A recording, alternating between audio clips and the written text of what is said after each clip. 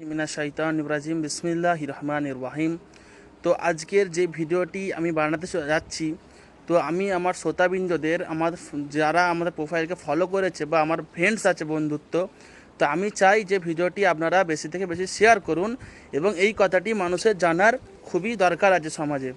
কথাটি হচ্ছে যে আমাদের যুগের বা যুগের যে কোনো যুগ, সেই যুগের আল্লাহ বানানো ইমামের গুরুত্ব বা মর্যাদা কতটুকু।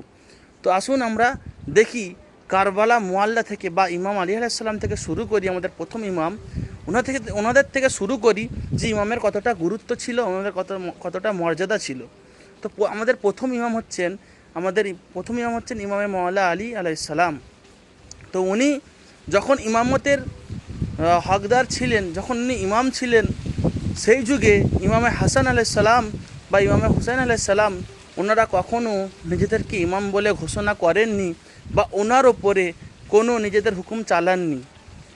তেমনি যদি আপনি কারবালাকে ফলো করেন তো কারবালায় দেখবেন ইমামে জাইনুল আবেদিন আলাইহিস সালাম, ইমাম হুসাইন আলাইহিস সালাম যতক্ষণ জীবিত ছিলেন, উনি যতক্ষণ শহীদ হয়েছিলেন না ততক্ষণ উনি ইমাম ছিলেন। যখন উনি শহীদ হয়ে গিয়েছিলেন বা গেলেন, তারপরে উনি ইমাম বানালেন আমাদের 4 নম্বর ইমাম, ইমামে জাইনুল আবেদিন আলাইহিস সালাম। উনাকে উনি ইমাম বানিয়ে দিলেন। তো এখানে আপনারা বুঝতে পারবেন যে আমাদের যুগের ইমামের কতটা মর্যাদা, কতটা গুরুত্ব রাখে। প্রতিটা যুগের ইমাম কতটা মর্যাদা রাখেন এবং কতটা গুরুত্ব রাখেন। তো মওলা আব্বাস আলাইহিস সালামের ঘটনা আপনারা সবাই জানেন। উনি কত বীর ছিলেন, কত সাহসী ছিলেন, কত মুরতাকি ছিলেন, কত পারেজগার ছিলেন, কত বড় আলেম ছিলেন। আল্লাহর কাছে ওনার মাকাম অনেক বড়, অনেক সম্মানীয় উনি।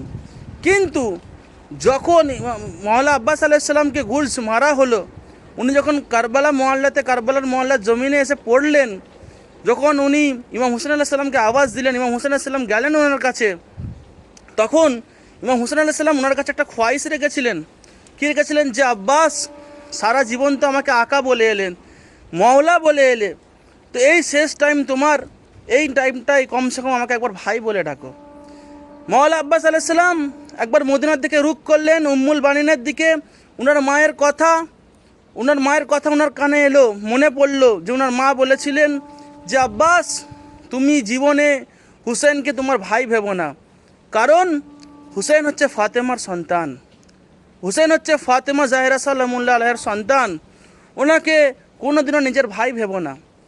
তাই মওলা আব্বাস আলাইহিস সালাম দেখলেন একদিকে যুগের ইমাম কে? মওলা আব্বাসের যুগের ইমাম কে? ইমামে হুসেন আলাইহিস সালাম। তো একদিকে উনি দেখলেন যে যুগের ইমাম তাকে ফরমানছেন, এ আব্বাস, আমাকে একবার ভাই বলে ডাকো। এবং উনি ওনার মায়ের কথাও মনে করলেন এবং এখানে খোদার ওপরে উনি ছেড়ে দিলেন যে আল্লাহ, একদিকে আমার মায়ের আদেশ আর অন্যদিকে আমার যুগের ইমামের আদেশ, তো আমি এখানে কি করবো? আল্লাহ, এর থেকে তো আব্বাস চলে যায় ভালো। তখন কি হলো? মওলা আব্বাস কি করলো? ওখানে শহীদ হয়ে গেলেন। সুতরাং উনি বুঝিয়ে দিয়ে গেলেন যে যুগের ইমামের, ওয়াক্তের ইমামের কতটা মর্যাদা, কতটা সম্মান। তেমনি আমাদের 12 ইমামের মধ্যেও আমাদের 6 নম্বর ইমাম, ইমামে জাফর সাদিক আলাইহিস সালাম, উনিও তামান্না করেছিলেন যে আল্লাহ, কাশ আমি আমার আখেরি জামানার, মানে আমি চলে যাওয়ার পরে আমাদের যে 12তম ইমাম, উনি আপনার হুজ্জাত, কাশ আমি ইমামে জামানা মানে ইমাম মেহেদি আলাইহিস সালামের খাদিম হতে পারতাম। তাহলে এই হচ্ছে প্রতিটা যুগে প্রতিটা ইমামের মর্যাদা। সুতরাং আসুন আমরা আমাদের ইমাম সম্পর্কে জানি, আমাদের যুগের ইমাম যিনি, তানার সম্পর্কে জানি, তানার কতটুকু, তানার মর্যাদা কত বড়, কত বুলন্দ, সেটা জানার চেষ্টা করি। সুতরাং আমি চাই যে আপনারা ভিডিওটি আগে বেশি থেকে বেশি শেয়ার করুন এবং এই কথাটি অপরকে জানিয়ে দিন এবং ফলো করে পাশে থাকুন। আরও নতুন নতুন ভিডিও আমি আনবো। তো চলুন, কালকে আবার নতুন একটি কথার সঙ্গে আসবো। আসসালামু আলাইকুম রহমতুল্লাহি ওয়া বারাকাতুহু। ইয়া আলী মাদাত আলাইহিস সালাম।